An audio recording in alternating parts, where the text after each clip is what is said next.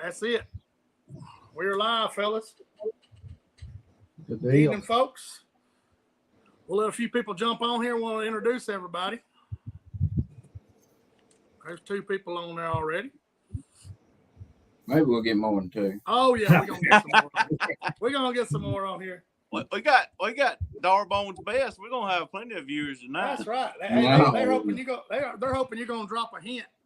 Right Yeah, there I'm gonna caveat something. So I'm not answering any questions from Matthew Rogers or Dustin McGee.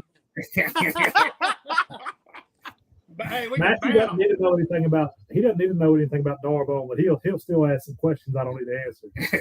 I understand, guys. Hey, we got 10 people on here, guys. We'll introduce y'all. Know myself. You know John, the fellow on y'all's right. That's Chris Fields, and the guy right there on the left. That's Jared Reiser. That goes by Jar. I guess that's easy instead of saying Jared. There you go. They're live from Lake Darbone. You see that background behind them. Chris lives right on Lake Darbone in Louisiana, one of the best lakes in the country there as far as I'm hearing. I never got to fish it, but appreciate y'all guys being on here. Yeah, appreciate y'all having us. Yeah, thank y'all. We're gonna let some people get on here, and we'll thank our sponsors here in a little bit, and we'll let John. Hey John, you met these fellas down at Darbone. Tell everybody how y'all met and everything, a little background about them. Okay. I was fortunate enough to get to go and be a boat marshal on their boat. It was the first tournament that ACT did where they were doing a cumulative weight. And so I got put on the boat with them that morning. We went fishing.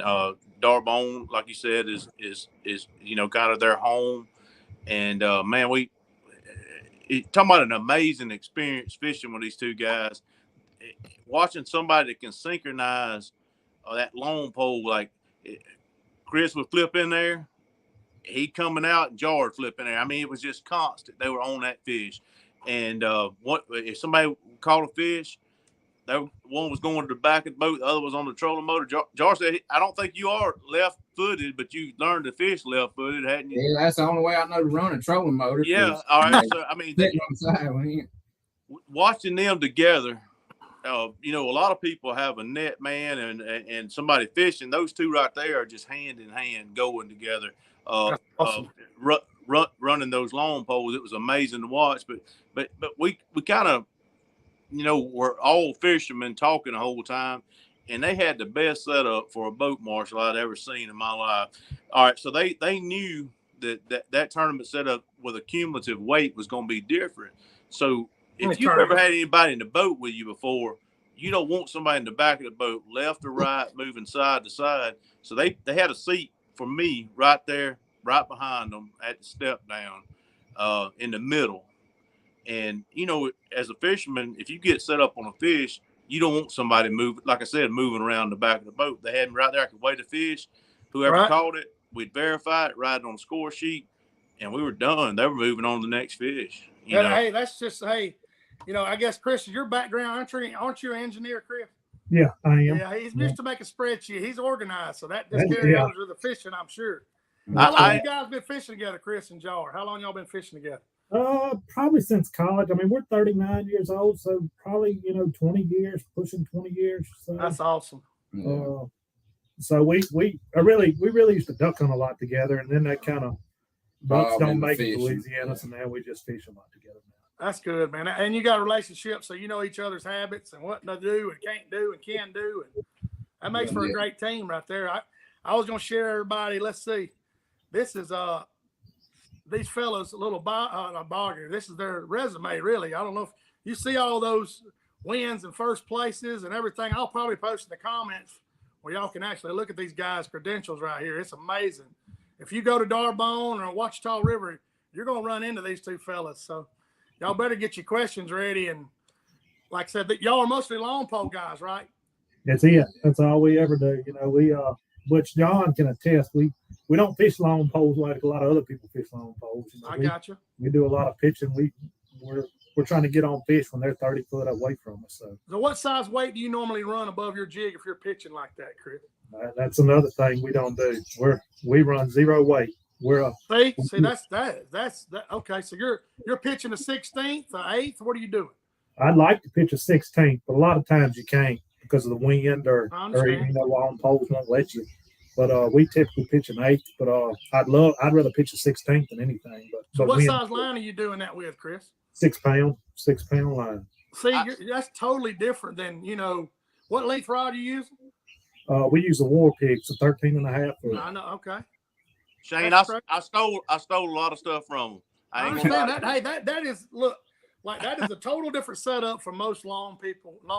As far as fishing technique, I enjoyed watching what they did, and I was like, wow, that makes so much dang sense. So, what line you're running, Chris and Jar? What line are you running? What brand?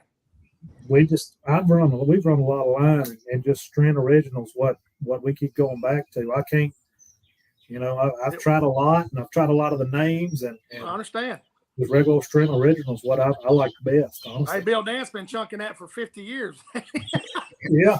Hey, whatever works and whatever you have confidence in. So you're running a 13-foot rod. Are you running the rear seat or the mid? What are you running? Mid seat. Mid seat. Okay, that's awesome. So you're running that 6 pound line and mostly pitching an 1/8 ounce jig. Is it hand ties or plastic? What are you throwing there, Chris? Yeah, we throw hand ties, and he can talk about that guy. Go in detail. What jigs you using there, Jar? The guy, he's out of Minden, I think is where he's at. It's Mud Hole Crazy Crappie Jigs. I think Chris, he got one. Yeah, right. If you can show the guys, like I said, there you go. That's a good looking jig. That's an 8 there. That's a gray looking shag color. Yeah, there. Yeah. I think gray ghost is what he called. You. Okay. Yeah. But for the past probably year and a half, we've used just about strictly hand ties. That's what we've used. Yeah. And that's Mud Hole Jigs over at Rob Johnson. He ties a heck of it. The only reason we get rid of them is we bend the hook or break it off. Yeah. Right, I understand. That's awesome. So you say he's right there local, y'all. You said Mud Hole Jigs, right? Mud Hole, yep. Mud Hole Jigs. He's about an hour from us. That's awesome. There's a lot of talented people that tie a lot of good jigs out there. But you're like me. If I get one I like and the color I like, I'm gonna throw the mess out of it. So yeah, that's what awesome. We are. Somebody wanted to know. Holden Higgs wants to know: are y'all fishing the NCL on Poverty Point? Y'all fishing it? Man, we really want to. I'm not gonna be able to. I have to be in Houston Monday morning at 8 o'clock for a meeting. So that's a Saturday-Sunday tournament. So that would put me leaving for Houston at about 6 o'clock at night and getting back at 1 o'clock in the morning. So yeah, I understand. Yeah, that puts the pressure on you. Yeah, we got the Leaks next week going to Millwood, so that'd be back-to-back weeks, and it's probably just going to be too much on us. The Crappie Master Elite Series is going to Millwood, you said? Yeah. Okay.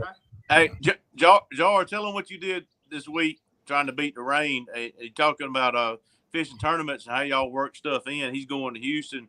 Tell him what you did this week as far as go ahead and describe what you do.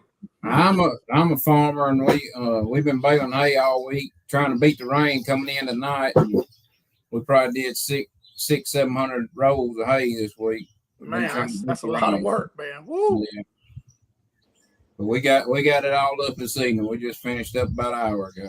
That's awesome. So you're a farmer and Chris is an engineer. So it's blue collar and as you can get. Hey, that's blue collar. That's awesome. That is awesome, man. That ain't nothing wrong with that. Shane, you want to run the little commercial reel right quick? Yeah. I'll run my little sponsors. I'll thank all the guys that make this show going, and we can get some stuff together, and hopefully we'll get a few questions on here to ask you guys. Let me thank my sponsors real quick. It won't take long, and I appreciate each and every one of them. So I got CT Ward Power Sports, Camden, Alabama. They're Excel boat dealer. They sell Bay Pros, Stalker side consoles, center consoles. They sell Hurricane deck boats and Godfrey pontoons. And they're a Hustler zero-turn dealer. Jessica and Taylor Ward, some of the fine people from Camden, Alabama. You need your boat service, Yamaha, Mercury, batteries, any live scope, whatever you need, they'll take care of you right there in Camden, Alabama. I've got Mr. Tommy Layton here, Alabama Metal Roofing Supply. He's a metal roofing supply. He's your guy. You want to get some metal roofing, commercial building, post frame buildings, trusses. He's a great fella too. If you're not real unsure about where to order metal, you need to get a hold of Tommy right there. Good fella. Ray Morris, I talked to him. Excuse me. I'm sitting there thinking, I'm sorry. There we go. There's Ray Morris. He's got an Airbnb type place, a cabin, Sunset Sanctuary, Lay Lake cabin down there. It's down there on Lay Lake. I talked to him the other day. He was down there. He's right there in Peckerwood Creek. Beautiful place, beautiful sunset. Nice place to stay. He's a great guy also. You want to stay on Lay Lake, you got a bass tournament, or you just want a weekend getaway, you need to holler at Ray for sure. All right, I appreciate him. I talked to Ray the other day. I was down there playing around at Lay Lake. So what you got right behind you though? That's right. Yeah. Hey, we forgot about that. That's my buddy OD. He done come in with a sign on me. He's done got serious. See, that's OD. Hey, he's a great guy, plumber. He's a local plumber around here, and he wants to service this local area. You have any plumbing issues, septic tank stuff, leaks, hot water, water tanks, whatever, man, he'll take care of you. He's a good fella too. Great guy. Shane, I don't know if you talked to the boat dealership, CT Ward, that we closed the deal this week. They're going to be awesome. They getting the outlaw crappie poles there, and we got the first order working, and it should be in here in the next week. So if you want, awesome. That's good. Outlaw poles, yeah. We'll have them for a little. We're going to have a little meet and greet on the 29th. So if you're in the area, come on down there. We're going to talk some crappie and play with some electronics. And somebody asked a question here, Chris. Mr. Duchok asked a question. What type of hook are y'all running them hand ties? I know you showed it, but is that what y'all run? Is that a sickle hook you were showing? Yeah, that's a sickle hook I showed. You know, I run it. He'll have a J hook too, but I'll run either one of them. You know, sickle. Okay. A lot of people don't like them. I haven't had a whole lot of problem with them. Right. But yeah, that's what it's running there. It's just a sickle hook. If you hang them up a lot, they'll give you some trouble breaking off. Yeah. Some of them won't. It's just a temperament. You know how they're tempered. I guess it depends on the. Now if we bend a hook, we typically retie. We don't try to. If we're fishing when it matters, I guess to say. You know, we're just fun fishing. We'll bend it back and go fishing.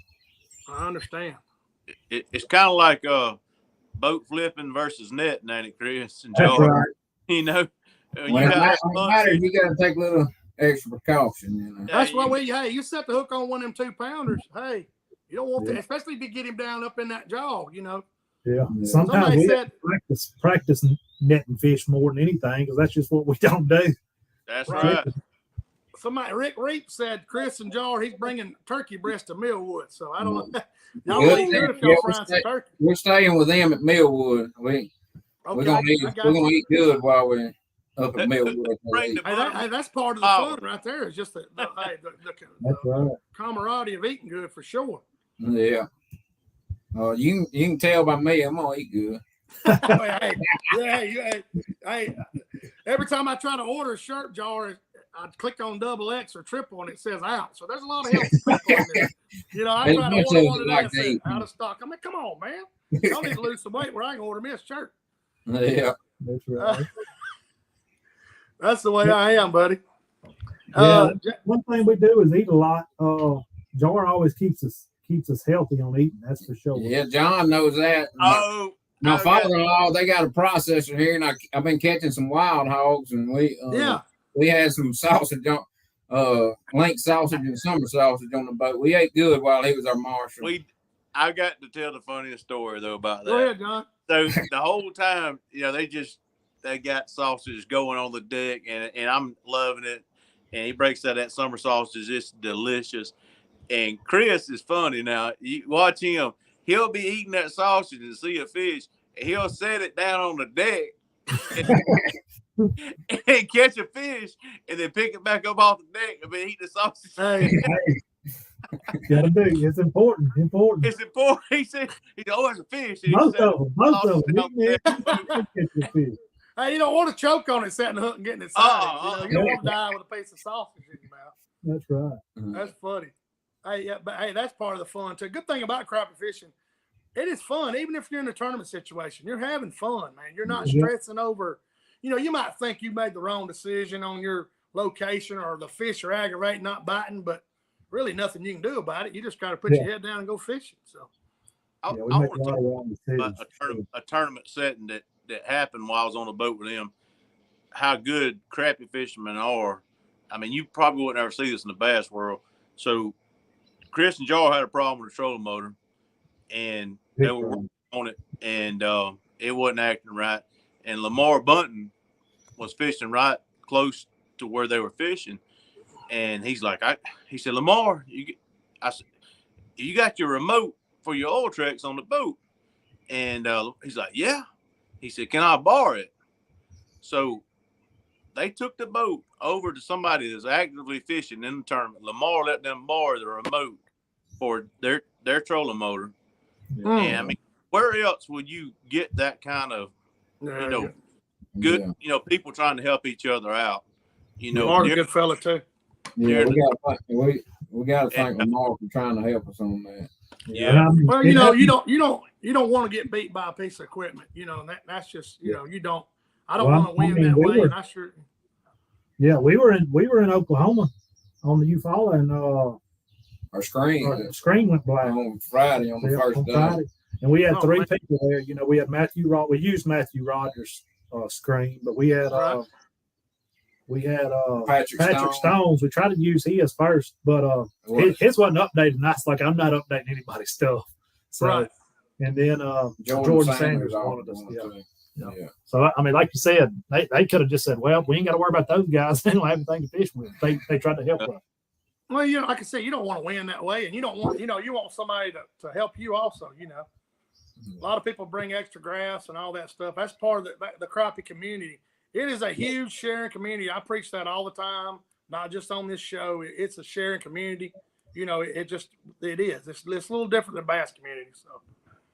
You got the little groups and the bass guys that stay together in the camp and they share stuff, There's a little bit in the crappie world, but not a lot. So somebody Nicholas wants to know, do anybody use barbless hooks? I mean, when you're practicing, do you use barb? I don't know. I've never heard anybody doing it crappie fishing. No. We just don't put a lot of pressure on them. We'll catch one or two. Well, we'll catch more than one. Yeah. Right. And then move to the other side. You're trying to set a pattern up for the tournament, basically. You're trying to cover it. Yeah, I got you. A lot of people, I mean, if you've seen a big fish, you know what a big fish looks like. You can take it away from the fish. Oh yeah. You got to put the hook on him. Well, we normally still catch it. but I like one or two, we won't stay there and hammer on. But we'll try to get him in and put him on the scales to see, to get an idea of what he's weighing. You trying to make sure you're in a goo too, ain't you? That's right. Which we are still from North Louisiana. I mean, even fishing a tournament, if we go for about an hour and hadn't caught a fish, we like to go catch a fish every now. We're gonna catch one every now and then just to catch one. Oh yeah. What's the water conditions behind you, Chris? Is it that lake up? What is it? No, it's about 67 degrees here, or it was last weekend. It's about 67 degrees. Fish are spawned. They are absolutely hungry and skinny as can be. Yeah, it's hard to believe how much they fall off, during the spawn. Yeah, they do it. Is that mostly a white crappie lake? I guess. Yeah. There's a few black, but it's mostly whites. I got you.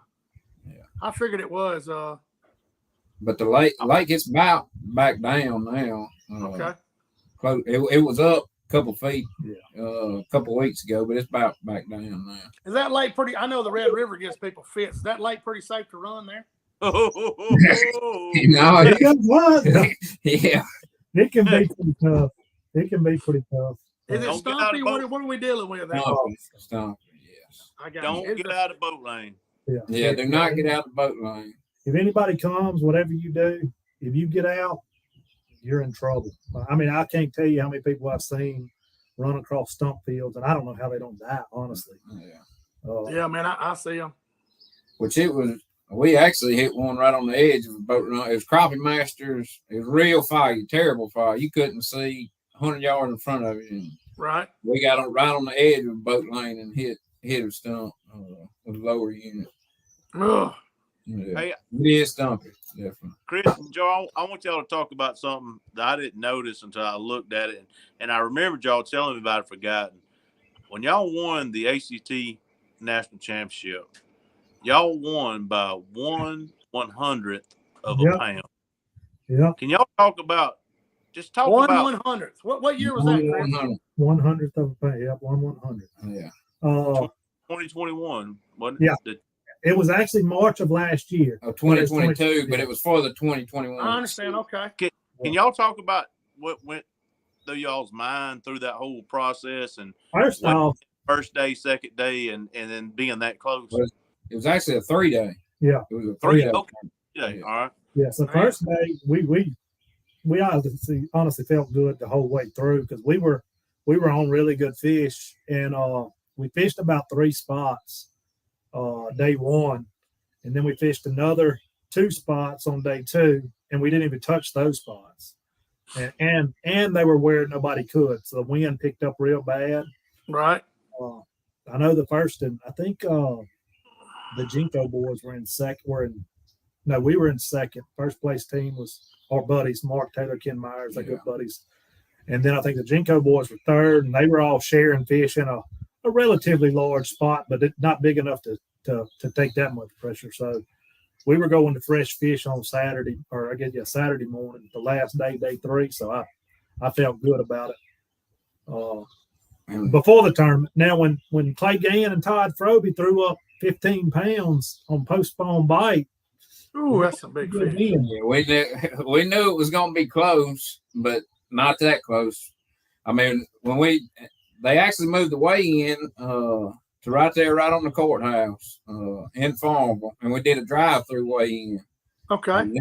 It was one of the coolest experiences, I've been part of the weigh-in, but it added that it was right here in our hometown, and we had a lot of hometown crowd. Oh yeah, that's like playing ball in front of the home crowd there, bud. Yeah.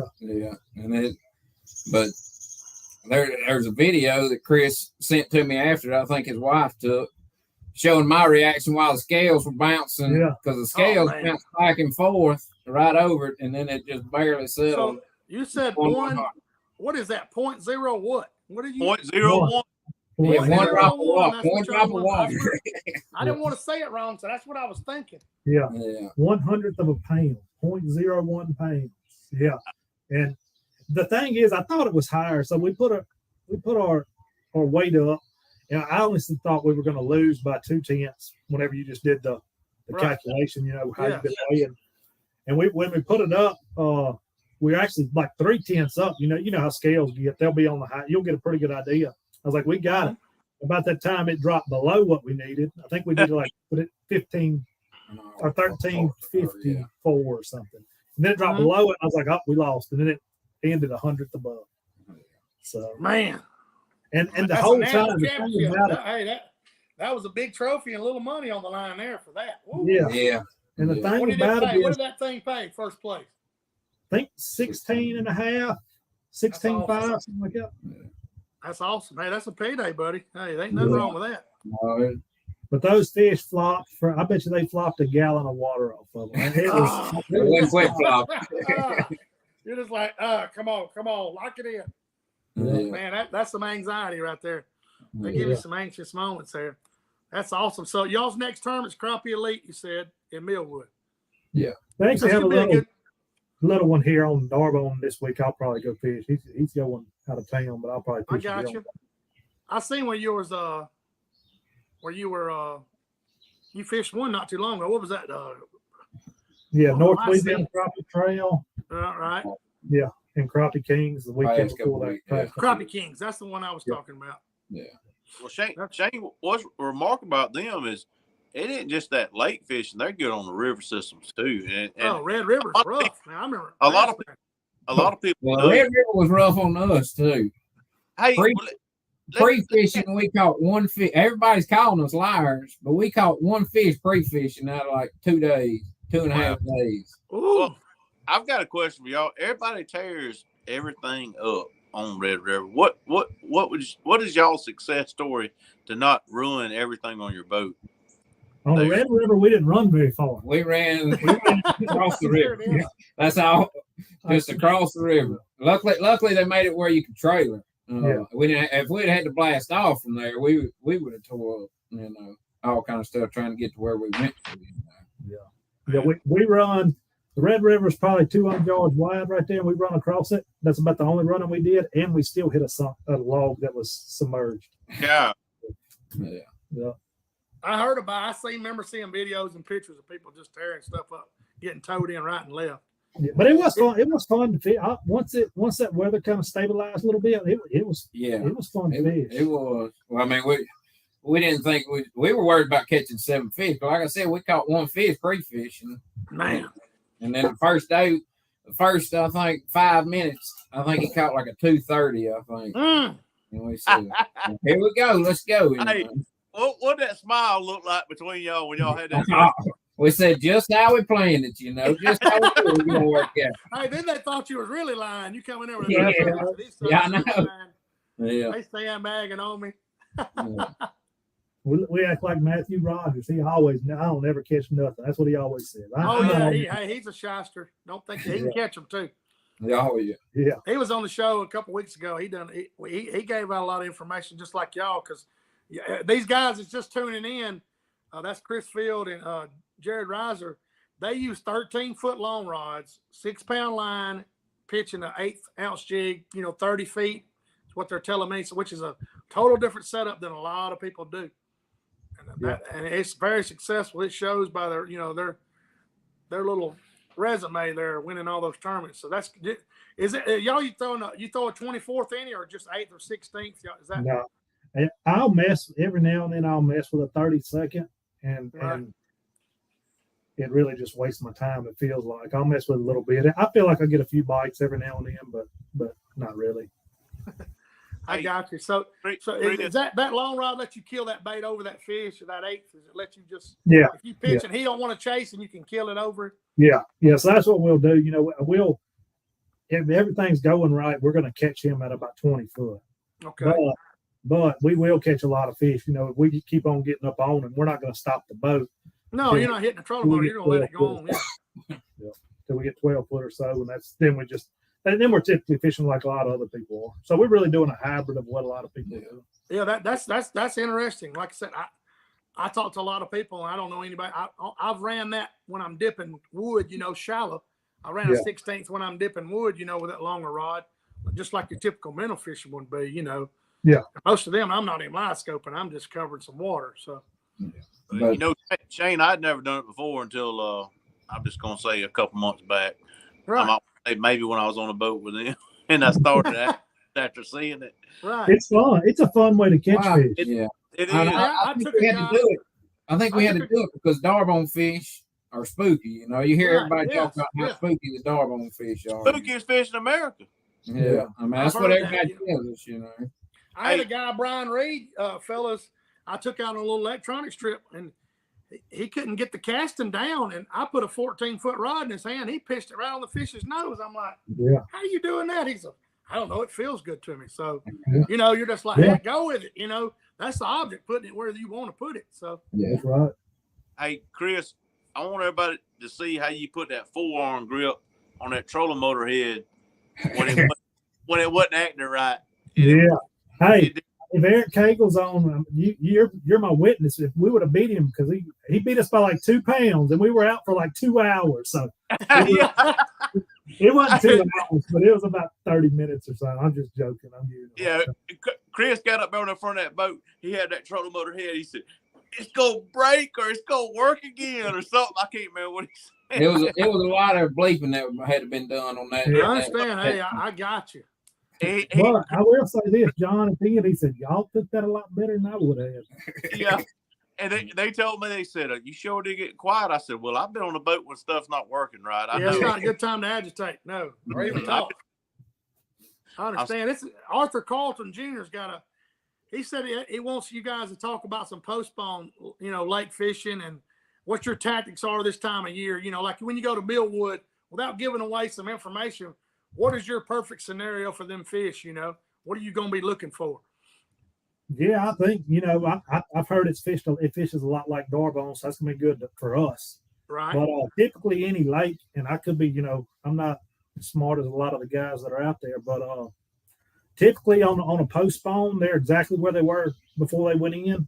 You know, if you caught them in 12 foot of water back in February, they're probably back about those same stumps, line of stumps. The only difference is typically they'll be a little bit shallower. So you probably, if you're in 12, 15 foot of water, you're probably catching them 8 to 10 foot deep.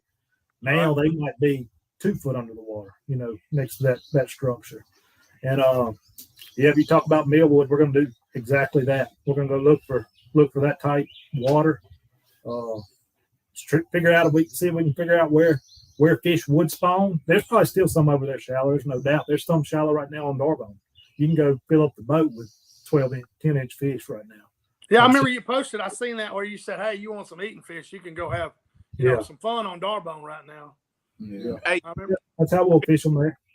Chris and George, a lot of people that's never been to somewhere like Darbone can't understand that it's basically an underwater forest, and all they did was cut out, I guess, boat lanes for people to be.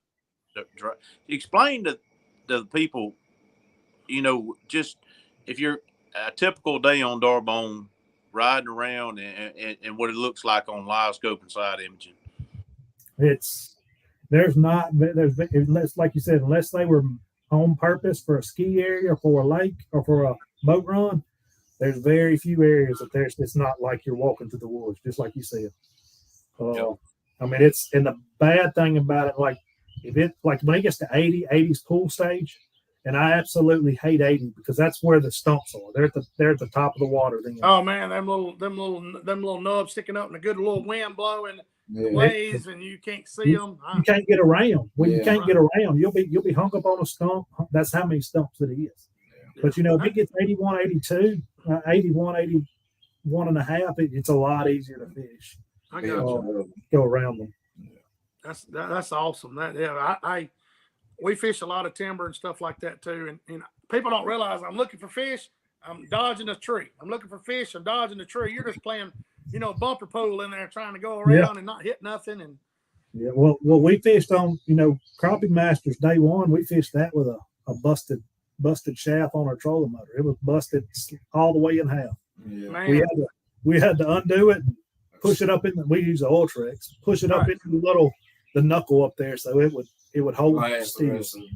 We had to switch out trolling motors. It's rough on equipment doing that, man. My poor Garmin gets hammered too. Don't think it don't. I mean, especially the way you fish now. You know, trying to cover as much water as you can. They take a beating. Yeah, you know, people don't understand. You know, and you have to do a lot of maintenance on your stuff. I'm sure y'all tightening up stuff and loosening stuff, and you know, it takes a while to prepare to get ready for one of those tournaments. I work on that boat as much as I work at fish. That's for sure. Yeah. Exactly. That's what you use to catch those fish. That's your equipment. You know, that's your tools. Yeah. You know, so Terrell's asking a question, Chris. How many derbies y'all fish a year? How many tournaments you and Jar fish normally in a year? We usually run around 12 to 15 or so. This year we'll probably push 20. We'll push 20 just because they're kind of we fished since January. I think we fished 11 tournaments already. Okay, y'all been getting it. Yeah. My wife's about ready for a break. She's like, when you have another Which we said, like you were saying, your biggest sponsor is your wife, and that lets you go fishing, and you got to be thankful for that. We started before the year, or before schedule started coming out. We decided we was going to fish the elites, and so we fished the elites, and then just what's on Darbone and maybe the river some. Well, then trails get bad, and it ended up being like 15 or so just on Darbone, you know. Right. So it's just turned into more and more. I understand. There's more tournaments on Darbone, I think, than that and Grenada probably. Yeah. Any of the lakes in the country. country. I heard Darbone when I first started paying attention to all this. I heard Darbone a ton, you know, in conversations, Facebook, you know, sites and everything. So it's fun. We're lucky to live on it for sure. Yeah, you're right there in your backyard. Travis Lee, he said he wants to know what the bite is like on White's Lake. I guess that's down in y'all's area. Well, he's talking about the Washita River. That's where I tell people whenever they ask me where I caught a big one, White's Lake. That's down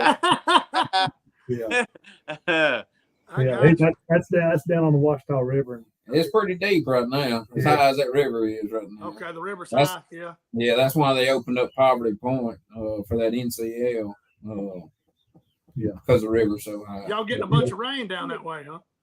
Yeah. We were getting some, and it finally tapered down. Our rivers and lakes are about normal. And I got a trip Saturday, and I'm fired up. Hopefully, everything's going to be in the play where I can actually fish instead of go hunting scattered fish everywhere. Yeah. Hey, Chris, and y'all, with all that timber y'all got, here we have our spawn, the fish move into the bank. And from what I understand, on those lakes like you've got and some other lakes with that timber on, they'll actually spawn on that timber. Yeah, they will. And we really didn't, till lives go. I mean, you would kind of figure it out. You catch a black male, with 10 foot of water, you know what he's doing, but you just assume that's what he's doing. But now, I mean, you can literally sit there and see a stump 3 foot under the water with one sitting right on top of it. Catch it, and it's black as it is in 3 foot of water, in the cuts and stuff. So yeah, I guess the indentions in that top of that stump, that gives a place to attach eggs. Yeah. I mean, yeah. We caught one. We caught one the other day. I think fishing tournament right on the channel, but where it kind of humped up right on, the hump on the channel, and he was on the stump right there, and there was a black male, just black like he was up 2 foot deep. That's crazy. He's probably next to 30 foot of water. Yeah. Jessica and I's first time on Darbone, we went up in the area, and we used to mess with some boat houses and stuff. Heck, we found a boat house. All it was on was black crappie. We caught white everywhere else, but it was a boat house. And boy, you tell me where it's at. I like to eat those black ones. Yeah, well, we'll collaborate after this. Yeah, when we end the broadcast, y'all can share that information. Yeah. He was in the boat for 8 hours, so I think we're due one spot. Yeah, the guy that owned the boathouse beside it, he said, "Y'all in the wrong spot for that tournament. That's just a lot of good eaters under there." Hey, that's what you want. Hey, this Jason McDaniel, he's tuning in from YouTube. He said he's got a Garmin 93. Will it link with my 106 SB? Those two will link up, won't they, John?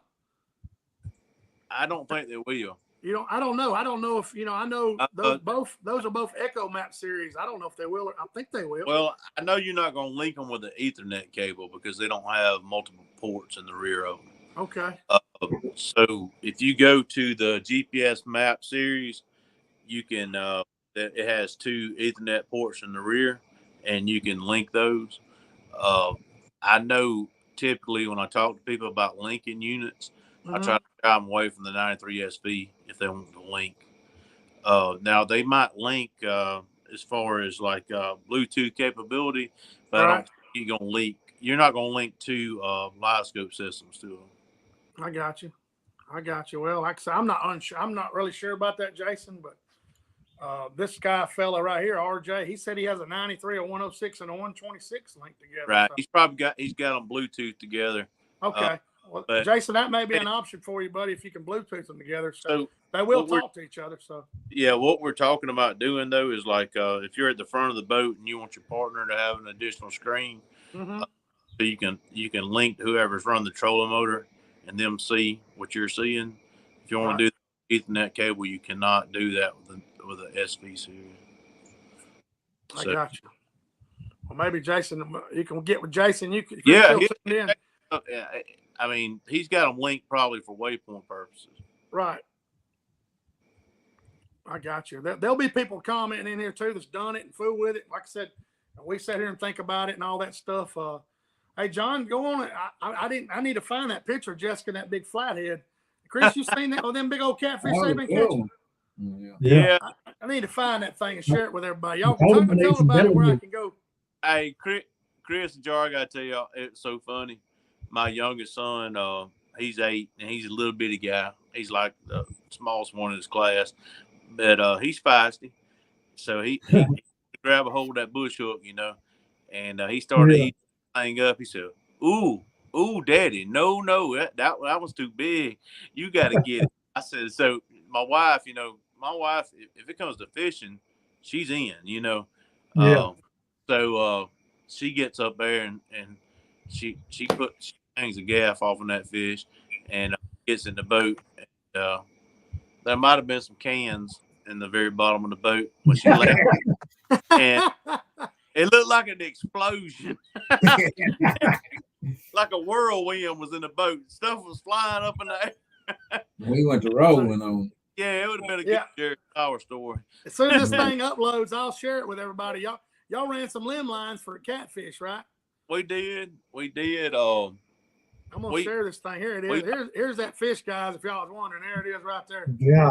What's he about? 35, 40? I weigh it. I think it was every bit of 35. If I was guessing. I mean, we caught some big ones. The biggest one we've ever caught was 68, and it was definitely not in that category. But it was a good fish. What we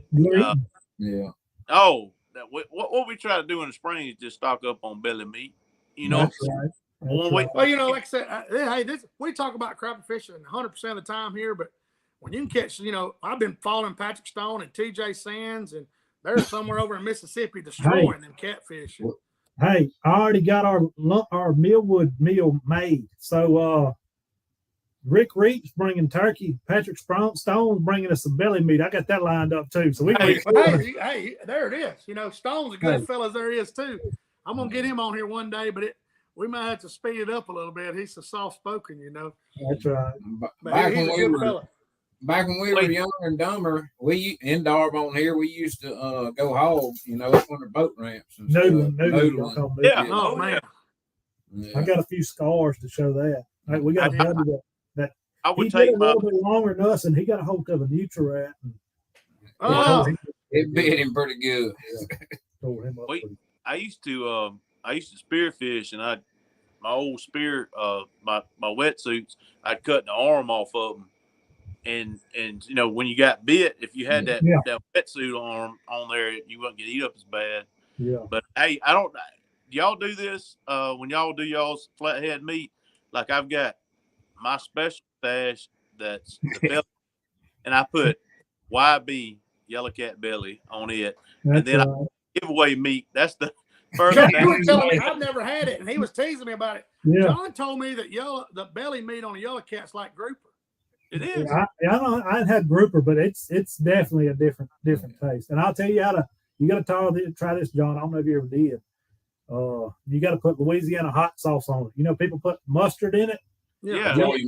Rather than putting mustard, use Louisiana hot sauce, and then it won't be hot. You can't hardly taste it. That's the only way I eat fish. Fried. I love hot sauce, so you ain't gonna hurt my feelings. Yeah. Put some Louisiana hot sauce on it, and then, you know, just let it dry a little bit. Put Louisiana hot sauce. Put it in meal and fry. I'm gonna try that. Yeah. I've tried it with that buffalo. We took some crappie and soaked it in some type of buffalo sauce. Frank's Red Hot. Yes. Yeah. Really? We soaked it in there, milled it, and hey, it was good. Yeah. It was real good. It was real good stuff. So we talked about some catfish. Like I said, hey, you got to talk about when you catch that many catfish, and as good as it is, you got to bring it up.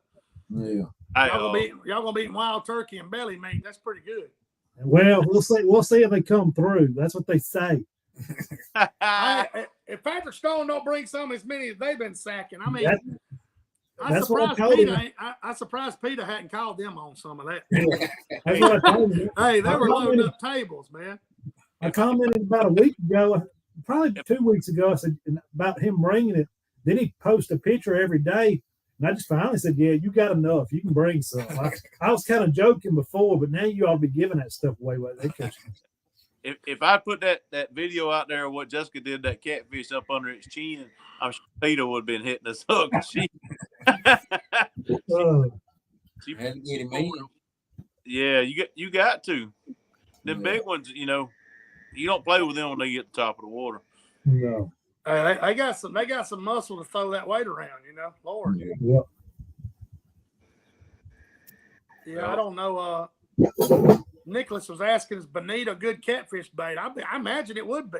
What do you think, John? I've used pogies.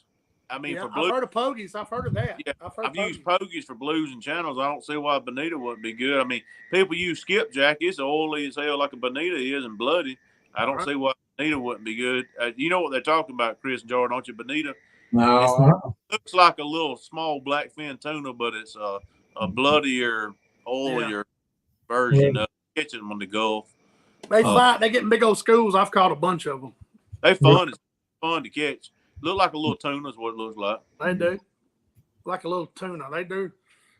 They sure do. I guess y'all got some brim fixing the bed just like we do. I mean, we're going to talk about everything tonight. I mean, I enjoy catching them things, you know. I got a 2-year-old and a 4-year-old. I'm ready, so I have an excuse to really get after them. Right. So I guess somebody told me the full moon's right at the 1st of May. Is that right? Yeah, I think so. I think. Well, you know, our shellcracker they've been here, have been bed. Like I got a buddy of mine, he just keeps the bulls, and he had 55, him and his old lady did. Really? 55 bull shellcracker. I mean, good ones. You know, I love catching shellcracker. That's the pulling rascal there is, you know. Yeah, I'm not they're not that big on Doorbone. Do what? They're not that big on Doorbone. We don't have big ones up here. Really? Now the Washita River got some big ones. They probably got more muscles than y'all do then, because you know that's what makes them good muscle count. But it also messes up some of your other stuff because those muscles will filter out the good nutrients if you get too many muscles. That's what hurts our lakes here where I live, is we got too many muscles. The biologist told me, he said it just filters out all the good nutrients and it hurts your shad count, which messes up the whole ecosystem. Oh, never thought about that. Yeah. I guess those things. I guess they call them shell crackers because of that reason. They eat mussels, you know. Absolutely. I mean, that's why, what is that lake out there? I think it's in Arizona or. Oh, yeah, Havasu. Where they're catching those 4 or 5. Big as this iPad I got right here. 6 pounds. What in the world? Yeah, that's all right. They've got an invasive mussel species. That's why they're catching those big shell crackers. They posted a picture and I text Eric. I said, "Is that for real?" He goes, "Yeah." I said, "No." And I watched the video of old Pig Patrol on YouTube. They catch some that's 4 pounds, and you're like, I can imagine how they would pull. Could you imagine how? I can't. You got to think when they get that big. Sometimes you got a little bit of a 2-pounder. You get a 2-pounder, that's the workhorse. You got to think when they get that big, they got to get. Hey, that's like me. I'm gonna lay down. I ain't gonna fight long. Hold on just a second. You got me. Pimp down. All game's over. I'm good for about a minute, and hey, we're just in trouble. Hey, Holden Higgs is asking, without, I guess y'all can answer something. He wants to know any hidden gems for crappie in Louisiana. That people, is there any places like small lakes like there is in Texas or anything there? That Red River.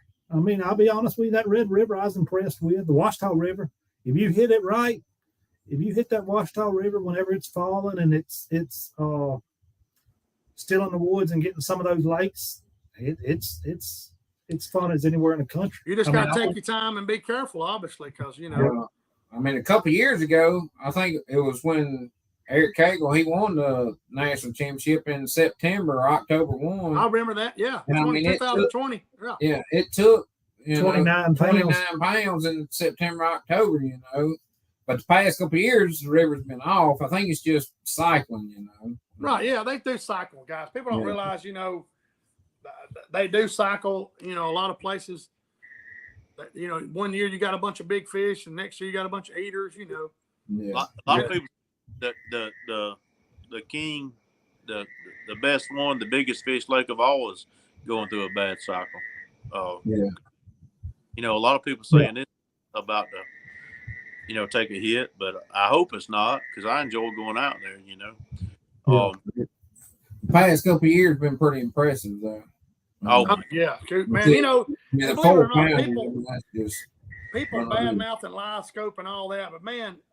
There's a lot of guys turning a lot of big fish back. I mean, it's and people, I've carried some on some people on some guide trips, and they'll catch a 2.5 pounder, and they'll look at me. I'm, hey man, you got plenty to eat. Let's turn it loose. And they usually don't argue. They'll turn that thing loose. And they're like, you catch plenty of eaters. We can go over and catch 4, 5, 10-inch fish, and you throw that fish back. Hey, Chris and Jar, let me ask you. I always try to ask everybody this question. Me personally, about a 10.5, 11-inch fish is what I want to eat, the flay off it. Yeah. Who wants to eat a 2.5 pound fillet off a fish. Yeah. Right, you got to butterfly the fillet. It's that thick, Yeah. you know. That's right. That's You know, right. it don't fry up hard, you know. And like you said, even better than that, you know, is that if it's a black, I don't know what it is about a black fish makes it. They taste better to me. Yeah. You get if I catch a 10 to 12 inch black, I'd rather eat that than any fish in the water. You're exactly right. That is some good eating. We keep a lot less fish now, I think, with live scope because we got confidence that any time we can go catch. That's exactly right. Because now Darbone's got a limit where there's, you know, you can only have 7 over 12 inches, and then you can have up to 50 under 12 inches. But we just go out and catch what we want to eat, and then, you know, throw them back because you feel like you can go catch a mess to eat anytime you want. Right. I think it does save a lot of fish because I tell people, but back in the day, you know, 6 years ago, I would drain a brush top. I'm throwing, they thumping, I'm reeling, you know. Yeah. So now I'm just like, I catch 2 or 3 hot ones, I'm moving on. You know, it's just, and I believe it does. You know, I don't think it really. We caught. I'd be surprised how many fish we caught. You know, there's people talking about catching releases. Some of those fish die or whatever. I can't tell you how many fish we catch that have holes in their mouth. You know, where somebody. I caught one this weekend. A guy had a hole right there, and I don't know if it come off or what. You know, and you know, most people in general are you know, they're conservationists because I enjoy catching them. I'm not out there to fill up freezers and be obnoxious, you know. Yeah.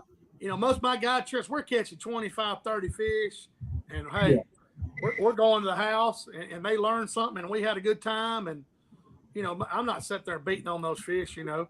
Yeah. Hey, Chris and York, there's a video. A friend of ours has got out. Shane and I are real good friends with this guy. He's got he does a little podcast, Outdoors with BDL, Big Daddy Lawler. Yeah. And he's got a video out there where one of his friends was fishing and hooked up to a crappie. And they end up catching this flathead that had eaten a crappie. I'm talking about a big. Really? Yeah. And listen, he's cleaning the fish, pulls the crappie out of the belly. It's got the jig still in his mouth. He said, "Well, there's my jig, and this is the crap." It's got like 1.5 million views. It's a big yellow crappie, 8, 11, 12 inch crappie. I'm talking about spot. Yeah, it's worth going and watch it. It's outdoors. I'll get y'all hooked up together. He does a podcast on Wednesday night. Yeah, but he talks about everything outdoors. Yeah, I've done it twice where he caught a crappie and he broke off, and I said, "I'm finna try to catch him again." And I've been able to 2 of them and had the jig still in their mouth. Twice I've done that where they had when they're glutton, man. You know. Yeah. The last one. I got a GoPro video that I'm Shane's gonna kick my butt. I hadn't edited it yet. Me and he are fishing together, and as part of the video, we missed that fish 3 times. And actually popping the jig to him, and I guess he didn't get the steel put on him. But hey, we missed him, and it was a big fish, you know. Yeah, on the 4th try, we caught the fish. He would go back. He done pump. You're just like he would drop down, and he would drop down. We tried to set hook, and he'd be looking like this, just looking for what he hit, looking for it. Yeah, he's just swimming up, looking for it. Did he have his eye? Did he have both his eyes in his head? He did. Yeah. Oh yeah. His short striking to start off, and then that last try, he got the wrong part of the hook, and he went home with Shane Jones. Yeah, he's sitting right here in this freezer, right here in the corner. That's right. I don't blame you on that one. Hey, we worked with, you know, he probably gonna have some bleeping going on because that stupid fish just, you know. Are you for real? I mean, it's. No, he caught one on Eufaula. What was that? 2 or 3 weeks ago. You know how you'll catch a fish deep sometime, and you'll rip their gill out. Oh yeah. He caught that fish deep, ripped his gill out, and his line broke. I guess it's so deep, hit his lip, hit his teeth. Yeah. We followed that fish. He caught it, and again pulled it up. You know how it is when their gills are. It was running down the side, just blood, fast as it could. And that one that he actually caught him on, he had him right in the nose of the mouth. So that fish ate after his gills were. One side of the gill left out. I'll tell you what I've done. I'll share this with everybody. I've got some granules. I don't know what it is. Stay alive. I don't know what it is, but I caught a fish the other day, and I must have hooked him in the gill, and it come out and got him in the mouth because his gill was hanging out, and it was bleeding. I just dumped a shot of those beads in there, then threw him in the live well. When I cleaned him, he was kicking. Yeah, you know, we did the same in tournament. We'd take that G juice and just hold their mouth shut or hold their gill shut, you know, and open their mouth, fill it up, and let it just run down. I've hooked some fish. We've hooked fish in July, August, 100 degrees and early in the morning that were bad. It immediately clots when you put stuff. Yeah, I've heard of people putting Monsters, Sprite. I've heard the G juice. My buddy's a big bass fisherman. There's somebody commenting Mountain Dew. Yeah. You know, I mean, that's good to know. If you know, to me, if you're just keeping crappie, if one of them dies, it's going to put ammonia in that water and kill your other fish. Yeah. So you know, it's more. You need to take the time to keep that fish alive, even if you're going to clean them or not. If you ain't got some ice to throw him on, much less a tournament scenario. Of course, tournament scenario, you're trying to keep them. You know. Hey, Chris and Charlie, go if y'all don't mind, go into what y'all do with y'all's live well in a tournament, because a lot of people don't talk about that. If y'all don't want to talk about it, that's fine. No, we're good. You can tell him we don't run this time of year, you know, when the water's not real high, you know, we don't have to use the ice, and we'll try to fill up the live well. We'll actually put the plug in the overflow. We'll put a little ball in it to get a little bit more water, and we just run. We'll fill it up and then just pour G juice and then just put it on recirculate after that. And then all we got is just a bubble, you know, those Mr. Bubbler, I think it's what Mr. Bubblers. We just got one of those hooked up and pumping oxygen into it this time of year. But on in the summer, we'll add ice. We went into Lowe's, I think it was, when we were in Truman. I think it was, and bought like a grill thermometer where you can take the deal off, put it up front, and you can watch. You can set, you know, a timer to alert you when it gets above a certain temperature. If we need to go add more ice or something. That's a great tip right there, guys. Right there, even your bass guys, you know, watching. Yeah. But we won't run that. Once we get everything situated, we get a bunch of water in the live well. We won't run our pumps anymore. We'll cut our pumps off and just run air through them. And our fish are better since doing that. Yeah, through that bubbler. Yeah. Because what I found with that recirc is you get to the end of the tournament, so much slime in there, you've knocked all the slime coat off of all your fish. Yeah. Because the recirc is just sitting there just blowing the slime off of them. You know what I'm saying? Yeah. Yeah, it's getting it. So my Ranger it's pretty shallow live well. Whenever you get on plane, it'll push that water out. But if you're moving much, it'll push that water out the live well. And it's not that big a deal this time. You just pump them back up. But in the summertime, if you start trying to pump water in that thing at 12 o'clock and it's 100 degrees, you're going to kill it as a hammer. Oh, smoke them. Yeah. So you don't, you know, like you said, if you can get that water the temperature you called them out of, because, you know, as well as I do, everybody's been swimming and you get a cold spot on your feet, like, oh, that fish may be close to one of them cold spots, you know. Yeah, I've got them out of there. You know, like I said, on that Washita River, they seem to put them tournaments on the Washita River when it's a bowl and it'll burn you up. It'll be 100 degrees. You just can't breathe at times. Right. But I've caught them at Washita River. We try to keep our water 68 degrees or so is where because that's where a fish wants, right? It doesn't matter if there's 68 degrees in the lake, 65, 68 degrees in the lake. I don't care if it's 2 feet deep in February or, you know, 25 feet deep in February. That's where fish like. It's like me and you. We like 68 degrees is where we want to be. Hey, like you said, I had to cut my air conditioner off over there. I keep that window unit. Hey, it's getting warm in here. I like it. Like you said, I got it on. Yeah, that's where we try to keep it at. But I went Washita River. Anyway, it's 100 degrees, so I'd pick them fish up to cull them. And they would just go in shock. I'd get them out of there in that hot air, and they would just start shaking. Oh, yeah. Coming out of the cold water in the live well. Oh, yeah. Realize it speeds that fish's metabolism up, and he requires more oxygen when he gets heated up like that. Yeah. That's no different than you. That's like I start breathing hard. And these meals I used to get so hot in, hey, you got to acquire that heat and that steam and that, you know, that humidity. Josh Starkey's asking, high water river fishing. Y'all do a lot of river fishing. He wants to know what to do in that high water. He wants some pointers from you guys. As far as the high water, what kind of moves do y'all make? Best thing is try to obviously get out of the current, and we'll run into. If you're on the he's talking about the Washita River. He's from around Shreveport. Okay. Or the Red River. We try to get where water's not changing. That's a weird thing to say when you say high water, but there's always parts of the river that are not changing as much as other parts.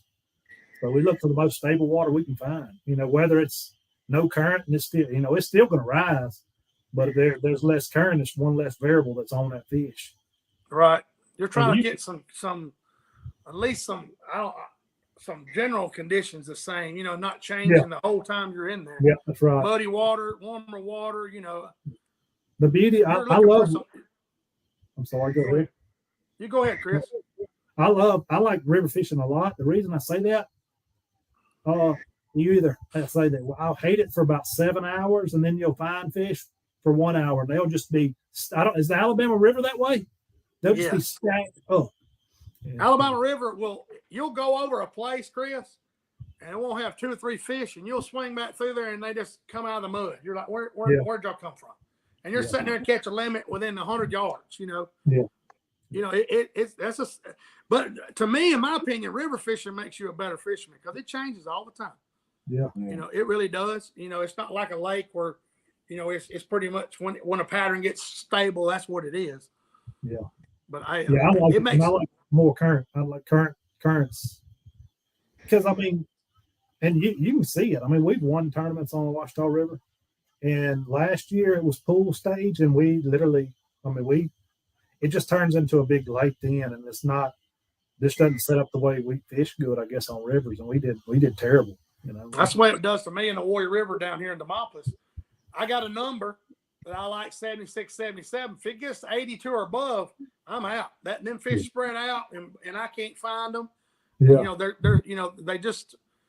I don't know what it is. Me and John and Matthew Rogers got in a discussion.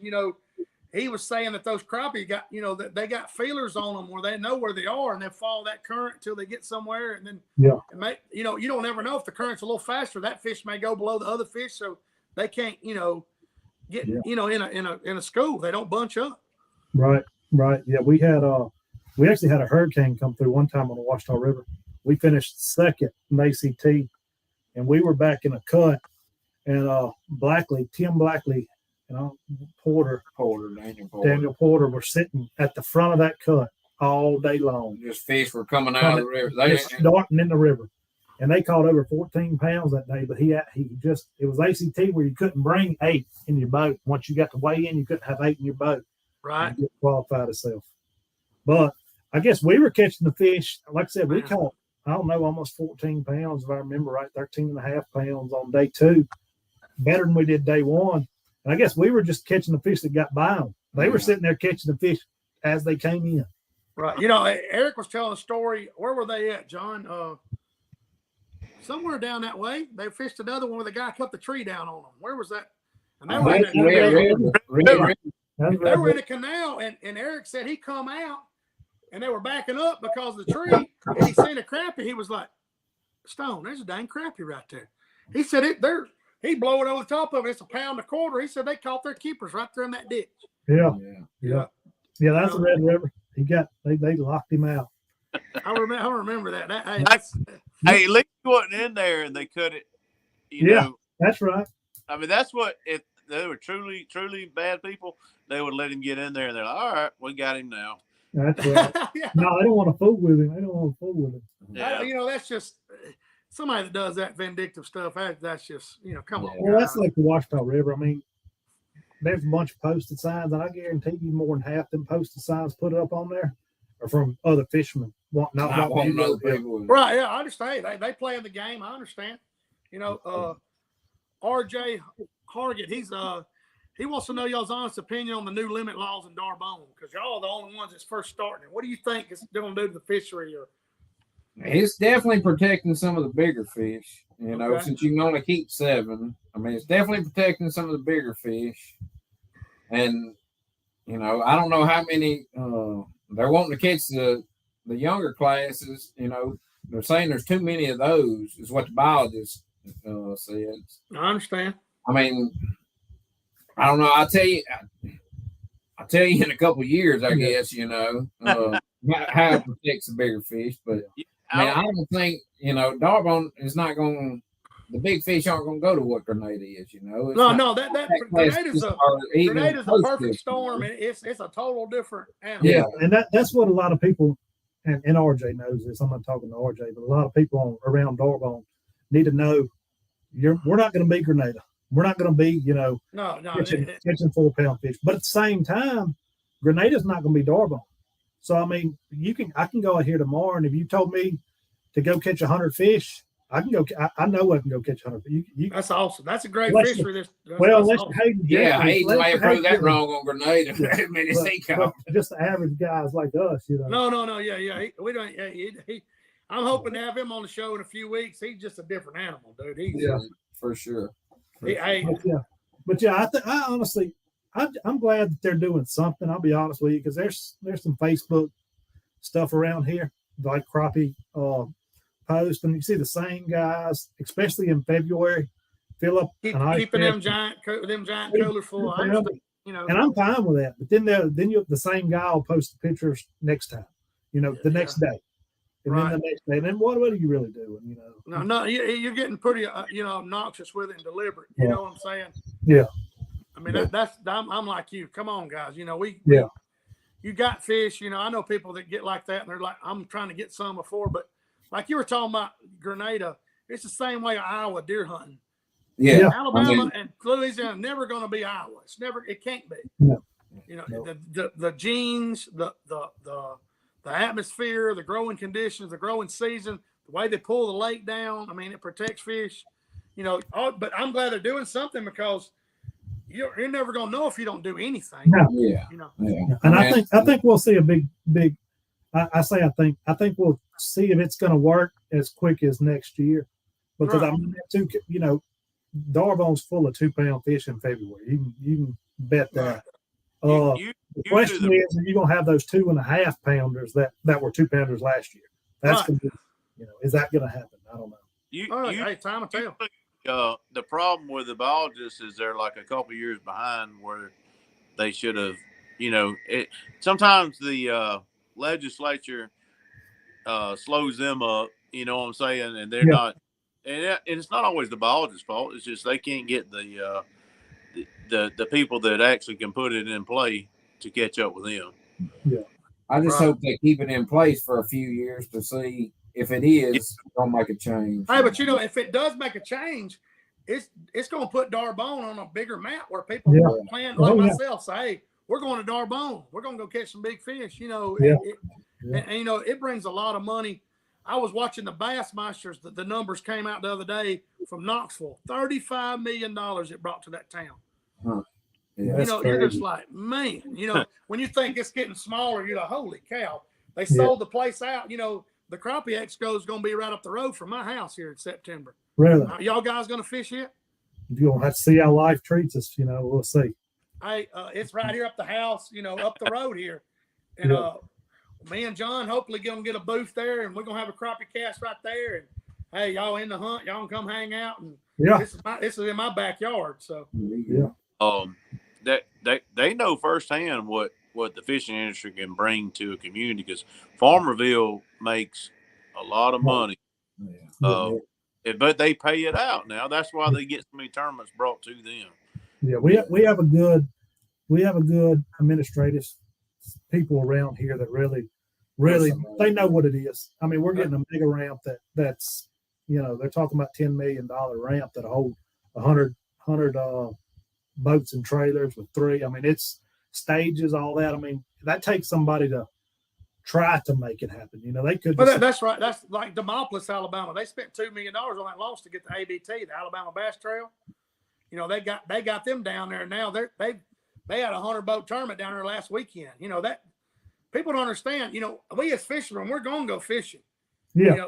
And if I could spend my money in your town, hey, so be it. Yeah. And especially when you got a nice facility like that. Yeah, John can tell you. I mean, Farmville is small. We're 5,000. I think 5,000 people, Right. but it's got everything you want. It is fun. It's a nice little town. Lakes right around it. I mean, lake literally. So what month do you think the best fishing is down there, Chris? Depends on what you want. If you want to catch big fish, you want to go in into January, 1st of February. You know, as soon as that big cold's gone, through the probably end of February. If you want to catch a lot of fish, starting right now. Okay. Right now till when? Before it gets crazy. They're gonna keep on till November, probably December. Okay. So, but I mean, like right now, we went out. I think it was last year. We wanted to go catch a bunch of fish real quick, and we caught 50 fish in the ice chest in about an hour and a half. So right now, if you're planning on your trip, it would be good to just come down there and catch some numbers. You're saying, yeah. So. If you just want to catch fish, now's the time to come. They got the numbers year round there. Yeah. I mean, they got the fish. It's just you got to be able to stay off of them, because those fish, you drop your power poles and they make too much racket, or you get back right. the motor, or you do something stupid like kick us out of the boat. Those fish they're bumping. Yeah, I've heard that, how spooky they are, man. Yeah, they are. And I appreciate everybody. Like I said, there's still 54 people on here. We've been on an hour and 10 minutes. It flies when you talk about fishing and catfish and getting everything. Chris Field, Jared Reiser, long rod, 6-pound test, pitching 1/8 ounce jigs, totally different scenario than most people that use long rods. Hey, if you want to try it, hey, get out there and try it. If it's a success for you and you can do it, hey, I'm with it. Whatever you got to do to put that bait in front of those fish. Hey, Shane, I want to say something right before we get off. Go ahead, buddy. I got a call from Steve at Limits Tackle. He put Jessica and I on the pro staff with him. Okay, awesome. Hey, as you know, you fish with me a good bit, and I use a lot of his stuff. So I got a few of his baits myself. It's going to be easy to help sell it. He makes a quality product. Yeah, he makes a good. Steve's a good fella. I talked to him, the other day when I ordered them baits. We went to a lake in Union Springs and caught 100-something fish in 3 hours, and I don't know how many. I didn't use but 2 or 3 of them baits. So yeah, you can catch, a limit on one plastics. I mean, it's unreal. But I'm excited about it. That's awesome, man. That's good. It's like Shane said. I want to thank Jar, you and Chris. I mean, big time, man. I appreciate these guys. You don't realize the level of fishermen these 2 guys are. People, if you keep up with the crappie world, you're gonna see these 2 guys, and they're down to earth, nice guys. Y'all could follow them on Facebook because, support them. Hey, ask them questions. Get in there, and it's just a sharing community, man. And we appreciate them being on here. Appreciate all y'all tuning in to CrappieKast. We're gonna do it again next Thursday, and I want to thank all the sponsors. Yeah, thank you. Yeah, appreciate it, man. We'll get y'all on here. Y'all win that Crappie Masters Elite, we'll come on back on here. How about that? Well, that sound like a plan. That sounds like a plan. Y'all stay on here. I'm going to end the broadcast. I want to thank all my sponsors, and I appreciate Chris Fields and Jared being on here. And y'all stay on here. Thank y'all. We'll see y'all next Thursday. Appreciate it, everybody. Thank you. Yep.